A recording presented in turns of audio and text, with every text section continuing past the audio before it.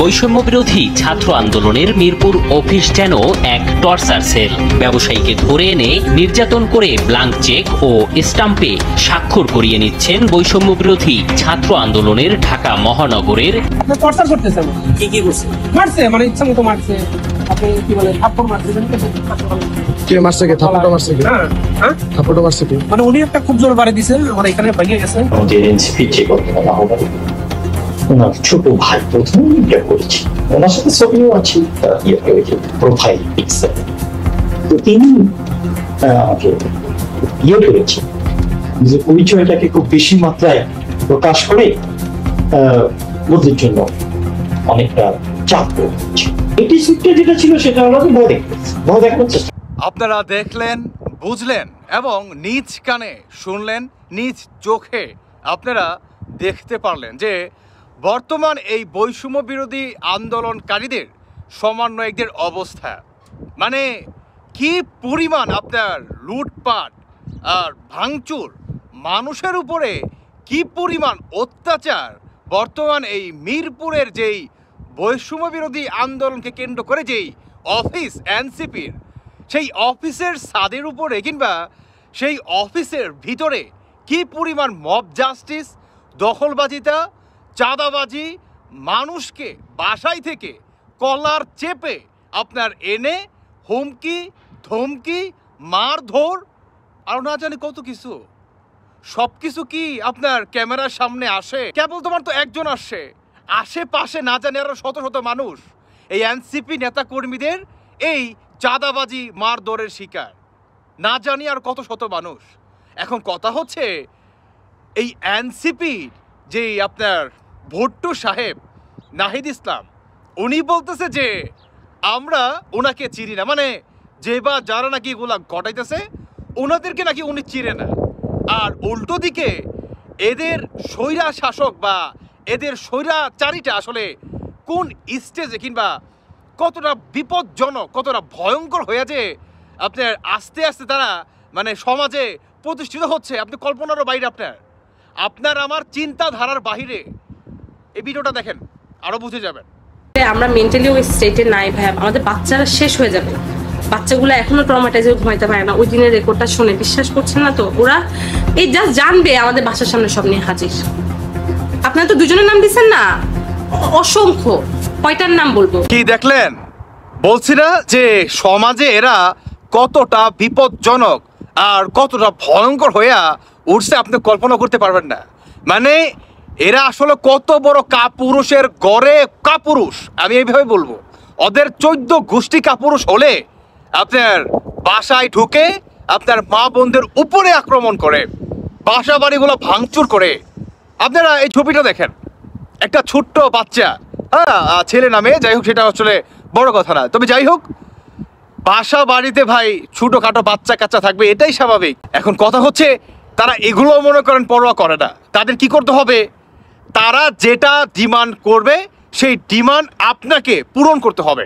আর আপনি যদি তাদের ডিমান্ড পূরণ না করেন তাহলে আপনাকে হুমকি ধমকি, ইভেন আপনার কলার বা গলা চেপে হলেও ধরে মিরপুরের অফিসে আপনাকে নিয়ে যাবে, ছাদের উপরে উঠাবে। ঠিক এভাবেই আপনি দেখেন, ওনার গালটা দেখেন, ঠিক এভাবেই আপনাকে লাত্তি, উষ্টা, ঘুষি, কিল, আরো না জানি কত ভয়ঙ্কর আপনার কি বলে মানে হিংস্র হায়নার মতো আপনার উপরে তারা মনে করেন চেপে পড়বে। বুঝতে পারছেন? বর্তমান এই হচ্ছে আপনার এই বৈষম্য বিরোধী নেতাকর্মীদের অবস্থা। আর উল্টো দিকে এই ভুট্টো সাহেব জানেন কি বলে? যে আমি ওনাদেরকে নাকি চিনি না। আপনার বাংলাদেশের গণমাধ্যমকে জানাইছে যে যখন নাকি সাক্ষাৎকারে যায় তিনি ক্যামেরার সামনে আসতে চানই না। তিনি কেন আসতে চান না? যদি তিনি ওনাকে নাই চিনে। তিনি কি বলে যে, আচ্ছা শুনুন, আপনারা শুনুন। এবার বৈষম্য বিরোধী ছাত্র আন্দোলনের এই নেতাদের সম্পর্কে জানতে জাতীয় নাগরিক পার্টির আহ্বায়ক নাহিদ ইসলামের মুখোমুখি হতে চাই আমরা। তবে ক্যামেরার সামনে কথা বলতে রাজি হননি তিনি। বলেন এদের কর্মকাণ্ড সম্পর্কে কিছুই জানেন না, তাদের বিরুদ্ধে ব্যবস্থা গ্রহণেরও দাবি করেন তিনি। আচ্ছা শুনলেন, দেখলেনও, মানে উনি বলছে যে কি উনি নাকি বিচারের দাবি জানাচ্ছে, ওনাদেরকে নাকি আইনের আওতায় আনা হোক। তারপর কি হলো? যে ওনাদেরকে উনি চিনে না। এখন উনি আরও একটা মনে করেন অজুহাত দিতেই পারে যে আমার সাথে তো কত মানুষই ছবি তোলে। আচ্ছা ভাই, যখন নাকি 5ই আগস্ট ঘটে তখন হাজার হাজার মানুষ আপনাদের সাথে কি বলে সেলফি টেলফি নিছে, তো কয়জন যে চাঁদাবাজি করছে যারা নাকি আপনাদের মানে কি বলে যে ডাইন হাত আর হচ্ছে বাঁ হাত, তাই না, যারা নাকি আপনাদের খুবই ক্লোজ, একসাথে বসে বিড়ি সিগারেট পান সিগারেট খান, চা পানি খান, নাকি ড্রিঙ্কস টিঙ্কস করেন, তারাই তো নাকি অন্য কেউ? আরে ভাই, এরা কত বড় স্বৈরাচার ভাবা যায়। এখন নাহিদ যে বললো যে উনি নাকি ওনাদেরকে চিনে না, তাহলে আসুন যারা নাকি এই ঘটনা ঘটাইছে তাদের বক্তব্য আমরা একটাবার শুনে আসি, তারা কি বলতেছে। আওয়ামী লীগের কিছু তার সাথে মানে যোগাযোগে তথ্য প্রচারের পাওয়া গেছে, ওটা নিয়ে একজন হচ্ছে আমাদের একজন শাহলির, সে হচ্ছে তাকে একটা আঘাত করে বসে পিঠে। নাহিদ বলেন বা অন্য যারা আছেন, আমরা কিন্তু সবাই একই সেশনের, আমি 2016-17 সেশনের, ওরা হচ্ছে 2016। সেখানে বন্ধুর পরিচয় ব্যবহার করে কোনো ধরনের বাড়তি ফায়দা নেওয়া, এটা আসলে কোনোভাবে আমাদের মোটিভের সাথে যায় না। শুনলেন, দেখলেনও, মানে ক্যাম্পাসের ভাই ব্রাদার আর খুবই ক্লোজ, আর ওদিকে নাহিদ কি বলতেছে যে উনি নাকি চিনে না। আর যারা নাকি এই ধরনের ঘটনাগুলা ঘটাইছে ওনারা কি বলতেছে, যখন নাকি আপনার দেখলো যে বাংলাদেশের গণমাধ্যমগুলা এগুলা টের পায়ে গেছে কিংবা রিপোর্ট করতেছে বা তাদের একটা ইন্টারভিউ নিবে এই ঘটনাকে কেন্দ্র করে যে ঘটনাটা কতটুকু সত্য, আর এটাকে ধামাচাপা দেওয়ার জন্য ওই ব্যক্তিকে কি করে ডিরেক্ট আওয়ামী লীগের কর্মী বানাই দেয়, ডিরেক্ট আওয়ামী লীগের কর্মী বানাই দেয়। কেন ভাই, কেন? মানে যখন নাকি উনি চাঁদা দেয় নাই, উনি করে নাই, সেই পর্যন্ত ঠিক ছিল।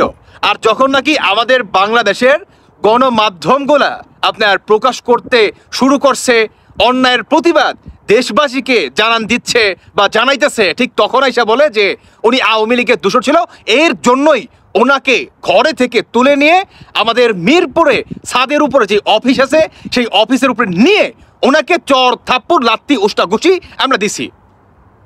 আচ্ছা, এটা কি মানবতা লঙ্ঘন করে নাই এই এনসিপি?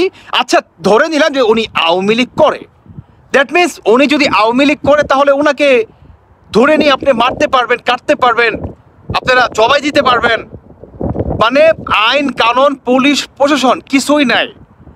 যদি একটা মাত্র দল করে সেটি হচ্ছে আওয়ামী লীগ, তাই তো বর্তমান এই এনসিপি কিংবা অন্তর্বর্তীকালীন সরকার এটাই তো বলবে।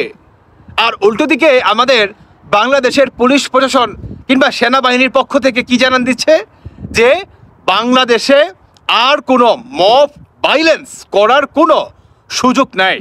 তবে সেনাবাহিনী, এটা ভালো খবর যে সেনাবাহিনী অ্যাকশন নিচ্ছে এই ঘটনাকে কেন্দ্র করে, এটা শতভাগ সত্য এবং এটা বাস্তব কথা। কারণ সেনাবাহিনী আমাদেরকে আপনার ওয়াদা করছে যে বাংলাদেশে আর কোনো মব ভাইলেন্স, দখলবাজি, তার চাঁদাবাজি কিংবা আপনি মারধর করবেন তারপরে চাঁদা আদায় করবেন, এটার কোনো সুযোগ বাংলাদেশে নাই। সে যেই হোক না কেন তাকে আইনের আওতায় আনতে হবে, তাকে আমরা আইনের আওতায় আনবো। তো বর্তমান আপনার এই নাহিদ ইসলাম বা নাহিদ ইসলামের যারা নাকি সাঙ্গপাঙ্গ আছে, এদের এগেনস্টে আমাদের বাংলাদেশের সেনাবাহিনীও কঠোর অবস্থান নিচ্ছে। তবে এটার চরমভাবে খতিয়ে দেখতে হবে, কোনো বিন্দু পরিমাণ ছাড় দেওয়া যাবে না এই ঘটনাকে কেন্দ্র করে। এদের মতো দূষরদের, এদের মতো রক্তচোষা মানুষদেরকে কখনোই না, যারা নাকি বাসা বাড়িতে ঢুকে এখানে ছোট ছোট বাচ্চা কাচ্চা থাকে সেখানে তারা আক্রমণ করে, এরা কত বড় হিংস্র প্রাণী হলে এই ধরনের ঘটনা ঘটাতে পারে, এটা আসলে আমার বা আপনাদের সবার আসলে জানতে কারো বাকি নাই। সর্বশেষ আমার একটা কথা, আওয়ামী লীগ নাকি 17 বছরে আয়নাগর বানাইছে, আর এটাকে কেন্দ্র করে বাংলাদেশে চরমভাবে হয়েছে। ভাই, আয়নাগরের তীব্র নিন্দা প্রতিবাদ আমিও জানাচ্ছি, কারণ এটা মানবাধিকার লঙ্ঘন, এটা কখনোই কাম্য নয়, সে যে সরকারই হোক না কেন। এটা শেখ হাসিনার সবচেয়ে বড় একটা ভুল সিদ্ধান্ত ছিল। তবে এখানে একটা লজিক আছে, লজিকটা কি জানেন? শেখ হাসিনা যদি 17 বছরে এই ধরনের আয়নাগর বানাইতে পারে, আর বর্তমান 1 বছরও হয় নাই, আপনার 1 বছর ছুঁই ছুঁই, এর ভিতরেই মিরপুরের মতো একটা এলাকার ভিতরে আপনার এই এনসিপির যে অফিস, সেই অফিসের আপনার পুরাটাই আয়নাগর তারা একটু একটু করে বানাচ্ছে। দেখেন না, ঘর থেকে টেনে নিয়ে আপনার চর থাপ্পড় দিচ্ছে যদি চাঁদা না দেন, তাহলে এটা কি আয়নাগর আপনি বলবেন না? বলবেন কি না? বলবেন কি না বলেন? আর কোনো ভাষা নাই। সত্যি কথা বলতে কি, জোর যার মূল্যক তার। কেমন বাংলাদেশে এই সন্ত্রাসীরা, এই দেশ বিরোধীতারা, এই যে বাজারা আছে, এই গুন্ডা পান্ডারা, এই রাজাকার বাহিনীরা, তারা শুধুমাত্র আপনার কারি টাকা উপার্জন করতে চাইছে। তারা সরকারের যে ক্ষমতাটা, সেটা তারা বাংলাদেশের সাধারণ জনগণ, আপনার আমার বা আমাদের সবার উপরে আপনার দেখাইতে চাইছে। এটাই হচ্ছে আন্দোলনের পিছনে সবচেয়ে বড় রিজন, এছাড়া আর কোনো রিজন নাই ব্রো। দর্শক বন্ধুরা, যাই হোক, বাকিটা আপনাদের ব্যক্তিগত মতামত অবশ্যই জানিয়ে যাবেন। ধন্যবাদ সবাইকে। আল্লাহ হাফেজ, আসসালামু আলাইকুম।